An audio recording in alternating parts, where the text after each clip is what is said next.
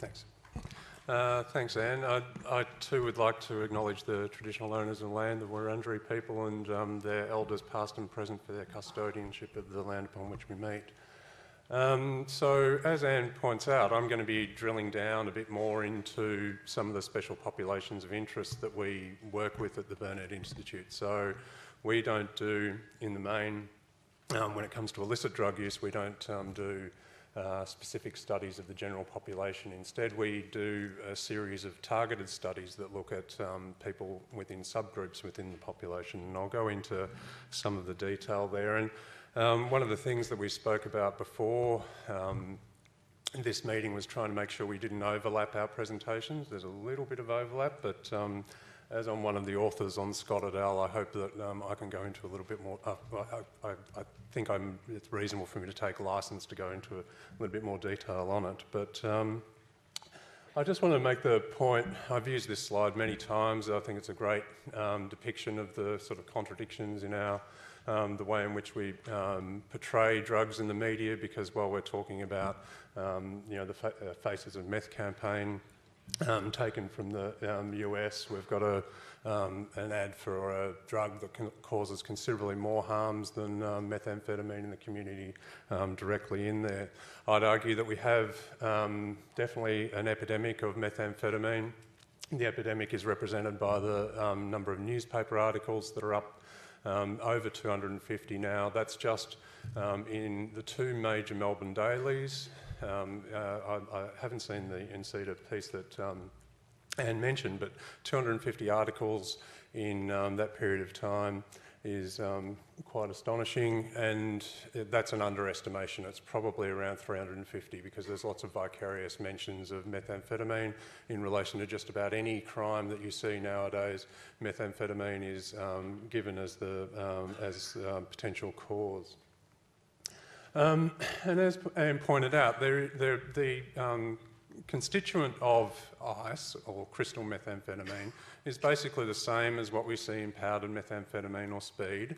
We often hear people conflate the use of the term speed with amphetamine rather than methamphetamine. Speed has been methamphetamine in Australia for a long time, and also base methamphetamine, which is used very rarely nowadays in most of the surveys that we see and so forth.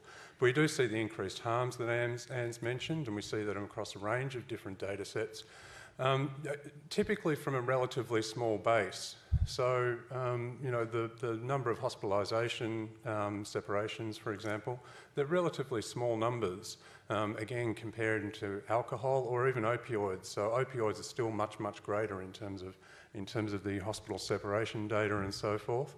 But one of the key things that we've had in Victoria is a focus on methamphetamine-related ambulance attendances, and this is taken from the most recent report that's available, and you can see that, how do I get this pointer to work? No, that wasn't it. Can I have that back on? Thanks. Oh, there we go. So we now have regional data from the ambulance attendance data, and you can see there has been a dramatic increase in the number of methamphetamine-related ambulance attendances, both within metropolitan Melbourne and regional Victoria. The increase is basically pretty similar across the two areas. One of the things that people don't actually talk about, though, is whether or not there might be differences in people calling up ambulances. So whether or not people in regional areas of the state are as likely to call as you would in Melbourne and so forth. And it might be that there are differences in that, and we don't actually know that. And so it could actually be, for example, that this rate might be more equivalent than we think. But no one's really explored that kind of question. But we know there hasn't been any real indication of increase in methamphetamine use in the general population. So as Anne pointed out in the National Drug Strategy Household Survey, it's been pretty stable for a while. We do need to care about this, though, because if there was a really big increase in methamphetamine use in the general population, I'd be arguing that we really do need to do sort of mass media social marketing campaigns. But in actual fact, given that there hasn't been, I'd be arguing very clearly that we shouldn't be doing mass media social marketing campaigns. There has already been a mass media campaign, effectively. But what we should be doing is targeted interventions. And I'll be coming to some of the targeted interventions in the harm reduction sphere that I think need to be examined later on.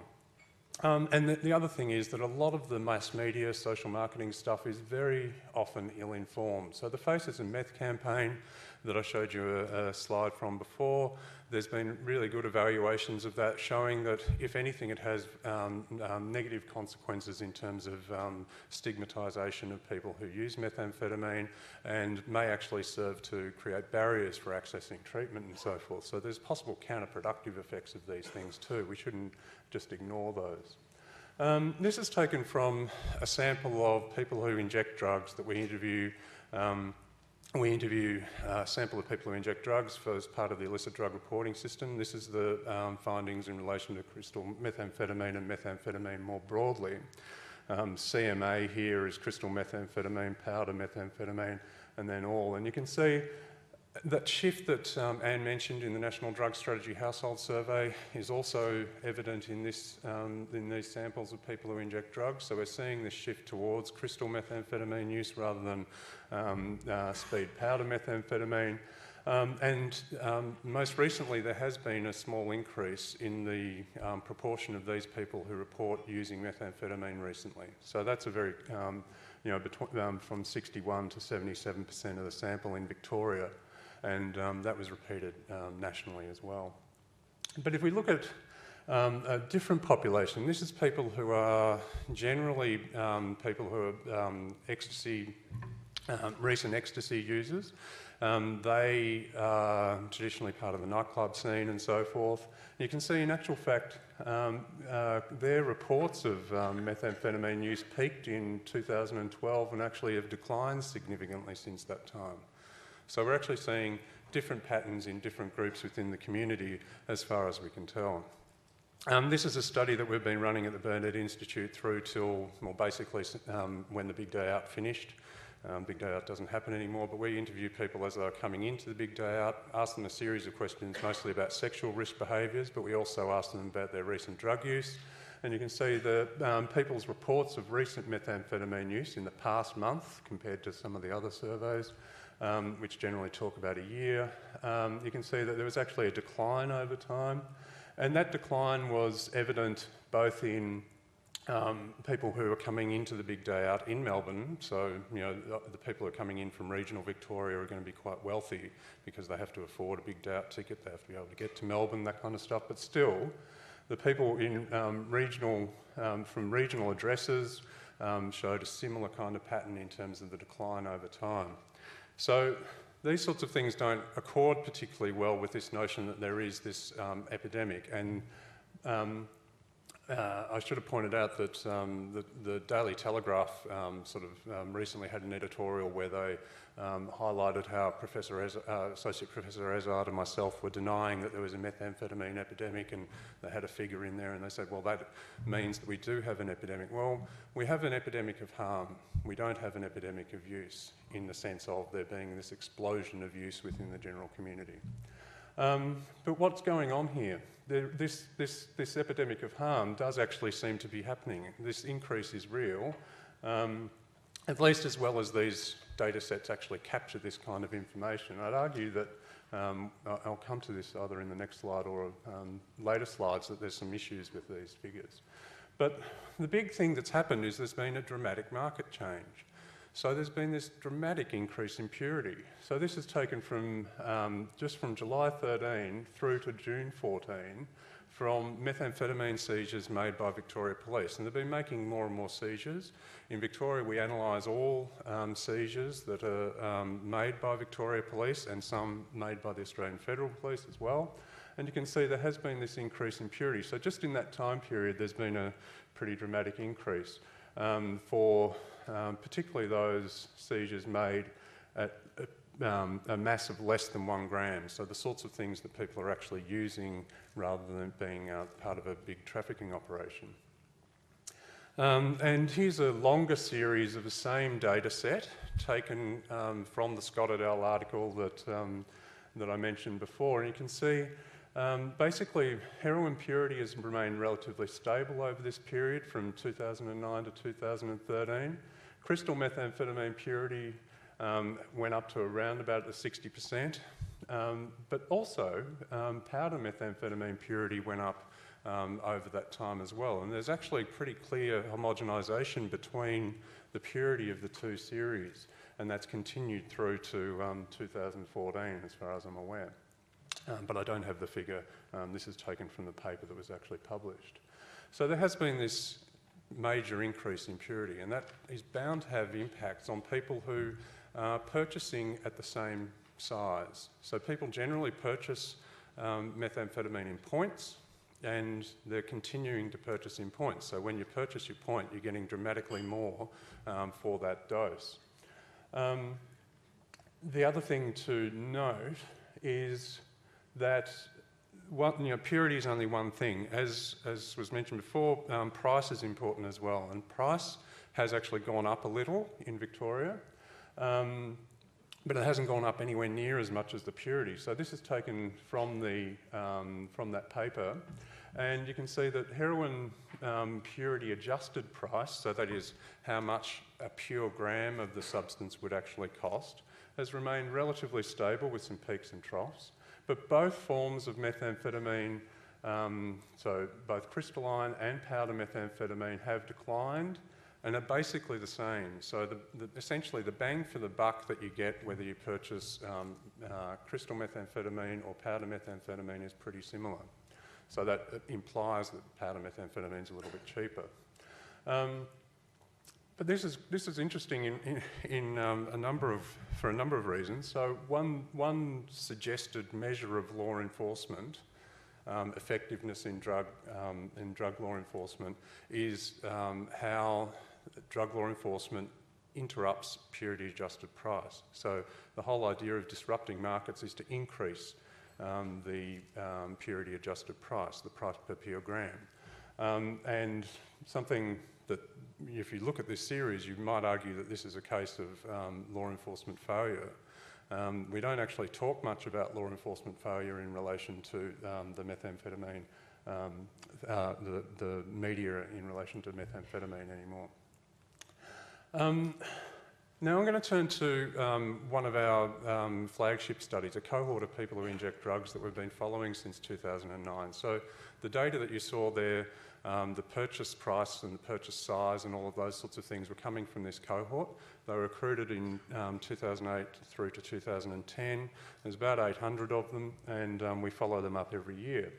In 2009, the preferred drug reported by people in the cohort, around 73% reported that heroin was their preferred drug, 12% methamphetamine. That figure in 2013 hadn't changed. So this idea that people who inject drugs are all transitioning from heroin to methamphetamine and things like that doesn't hold in our cohort at least. In terms of the drug used most, again, very stable pattern of methamphetamine use, but changes in heroin. A lot of people moving to pharmaceutical opioids over that period through to 2013. That may well have changed now because a lot of that time it was oxycodone that people were using, and with the different form of oxycodone that people have available nowadays, it's highly likely that they will have gone back onto other illicit drugs. But again, one thing to point out is that taken from the IDRS and EDRS studies that I mentioned, median days of use, consistent with the National Drug Strategy Survey, have actually gone up. So people are reporting using more frequently. So if you're using more frequently, you're using more higher amounts. There's a lot of variability in terms of the purity. So the point that Anne made before, when crystal methamphetamine seizures are above 50% pure, they're generally about 75% pure. If they're below 50% pure, they're generally about 15% pure. So that extreme variability does mean that, if you end up getting the methamphetamine from a different supply source, from one time to the next, you can get a 4 or 5-fold difference in the amount of drug that you're actually ingesting. That can have a huge impact on the sort of experience that you're going to have. Throughout this period, people in the illicit drug reporting system report, and the ecstasy and related drug reporting system, are reporting their perceptions of purity. So whether or not they feel the purity of the drug that they're getting at the moment is high, low, stable. And you can see the number of people who are reporting high purity has remained stable. So we've got a group of people who are actually thinking, when the market seems to be going through this dramatic change, they're thinking that things haven't changed very much.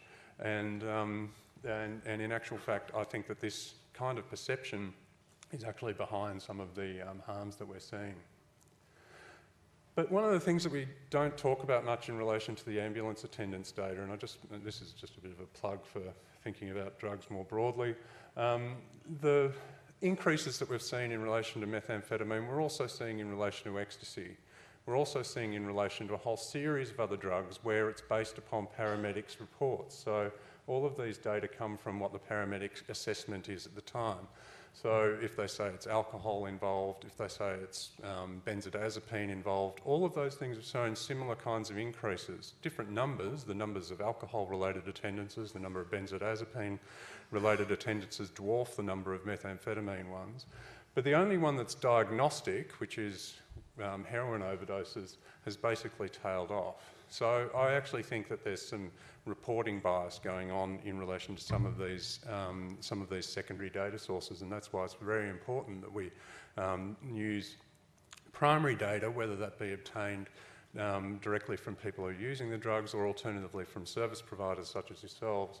I think that's really important to make sure that we supplement all of these secondary data with those. Now these are data hot off the press in relation to some of the harms experienced by the mixed cohort and some other things in relation to the IDRS. I do want to point out that these are all in preparation, and so there might be changes as things go towards publication. Most of the data that I've presented have actually been published. But this is, in the mixed cohort, we've been able to link to emergency department data. So this is, for people who are in the cohort, how many times they've been to the emergency department over the last 5 years. Any emergency department attendance, one of the few things that predicted emergency department attendance was methamphetamine use in the past month across the cohort. And then frequent ED attendance, so that's three attendances in an ED within the past year, again was only predicted by methamphetamine use. So, and basically, if you reported methamphetamine use, you were 6 times more likely to attend an ED, and that has obvious implications for the way in which our ED staff respond to people who come in, because most of those presentations related to mental health presentations related to methamphetamine use. And another thing that's really important in relation to methamphetamine use is we know a lot of people who are using methamphetamine do inject the drug, and they're possibly the ones who are experiencing most of the harms. How well are we actually servicing those people? And I'll come to that in relation to some of my recommendations around harm reduction in a minute. But this is an indication of individual level syringe coverage taken from the illicit drug reporting system across Australia this time, not just Victoria. And oh no, sorry, this is in the, this one's in the mixed cohort, sorry. And so this is just Melbourne. But for those who reported that they had at least one syringe, one clean needle and syringe for every injection that they had in the previous 2 weeks. So that's 100% plus coverage. 65% of those who were using methamphetamine were in that category, whereas those who were using heroin and other drugs, 81%. Whereas those who didn't have that kind of coverage, the frequency was higher for those who who were using methamphetamine. So that's suggesting that those people aren't covered as well by the intervention, that is needle and syringe program dispensation. And that has really important implications that we need to consider. It relates a little bit to the time at which people report using the drugs. So methamphetamine, crystal methamphetamine generally peak towards later in the day, and you know, people are reporting using around 8 p.m. Most of our needle and syringe programs close by that time, whereas when we're talking about heroin and pharmaceutical opioids, most people are using at the times when the services are going to be open. So as a consequence, we need to be thinking about opening hours for needle and syringe programs to ensure coverage. So part of the coverage message in that previous slide might actually be that people are using outside of the program hours. And this is taken from the illicit drug reporting system, and it's again highlighting how the sorts of risk behaviours that we're most concerned about in relation to bloodborne viruses, so syringe reuse, for example, receptive sharing, so that's where you use a syringe after someone else. Distributive sharing is where you give syringes to someone after you've used them. And all of, again, methamphetamine use was associated with elevated risk of these behaviours, all of which put people at risk of bloodborne viruses. And that bloodborne virus risk associated with methamphetamine use is something that we haven't really been talking about in the media very much at all. I do want to make the point that when we adjusted for other variables, some of those other variables were more important than methamphetamine use for receptive sharing and distributive sharing, but not for reuse. So quickly turning to a cohort of specific methamphetamine users that one of my colleagues, Brendan Quinn, established in 2011. One of the things that we need to be thinking about is, well, what do people actually do? How does their use evolve over time and so forth? And basically, he recruited a series of people who were regular methamphetamine users. After 1 year, a substantial proportion of them were abstinent.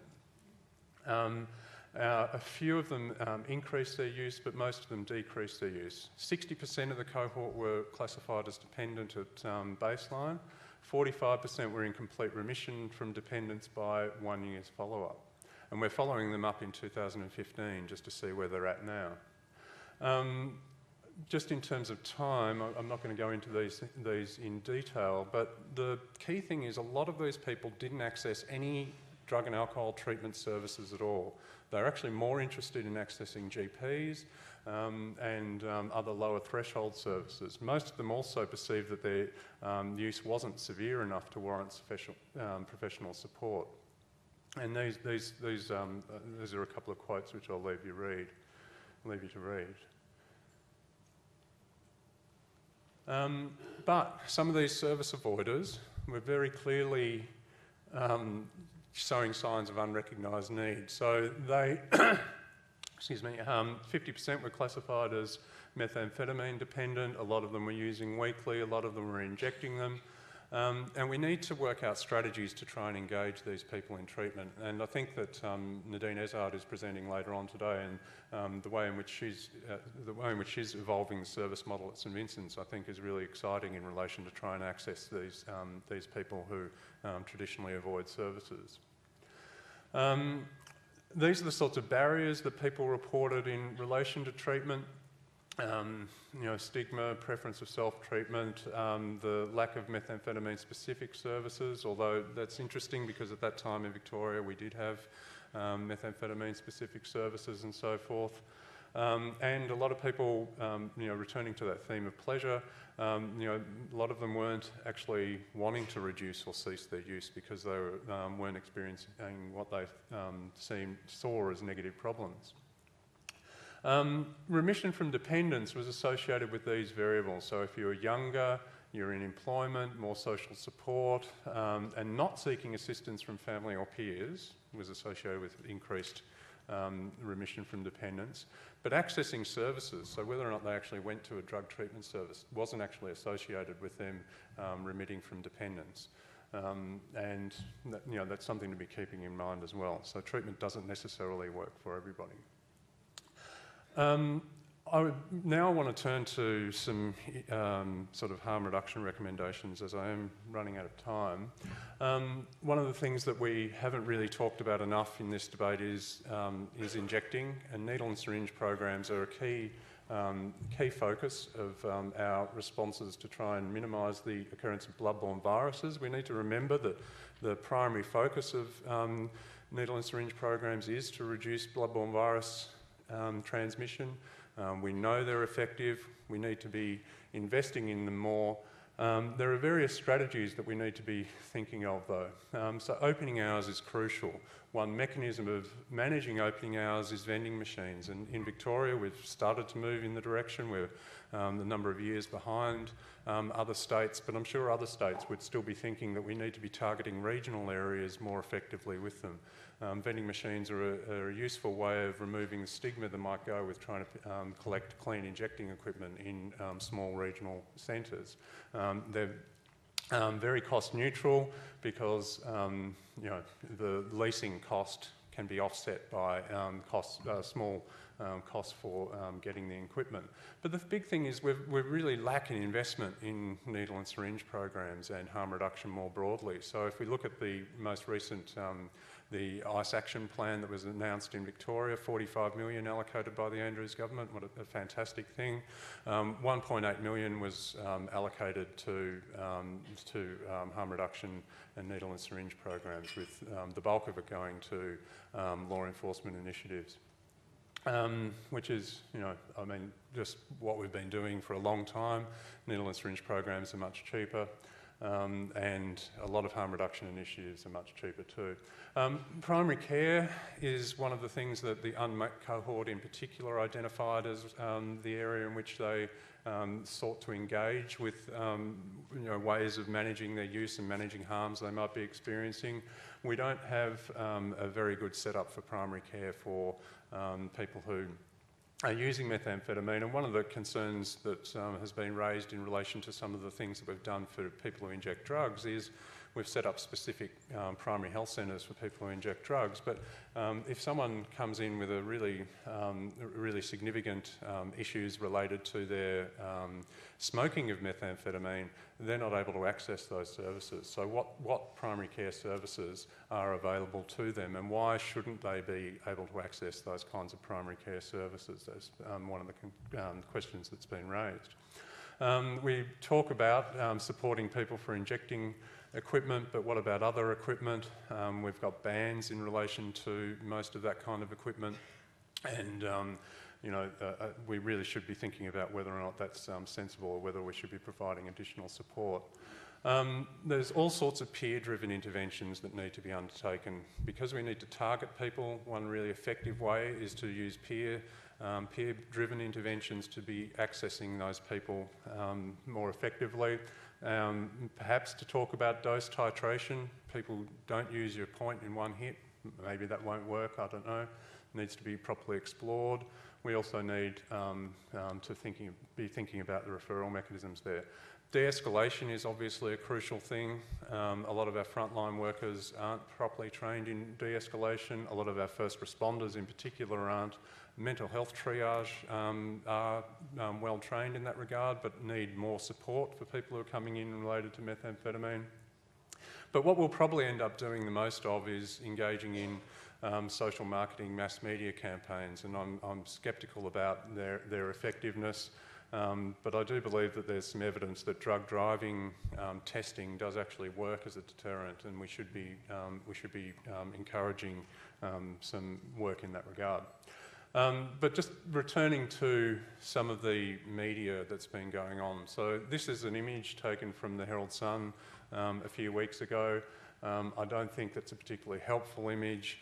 The accompanying stuff related to the supply of methamphetamine by football coaches to their players. And I don't know that there was any better advertisement for methamphetamine than what was being spoken of in the article. And a lot of it was misinformation. A lot of it would fail to engage with the people that we need to engage with. And I don't think that these kinds of images are going to be helpful in engaging with the people who are a small group of people in the community that need to be targeted, and maybe peer-driven work would actually do better.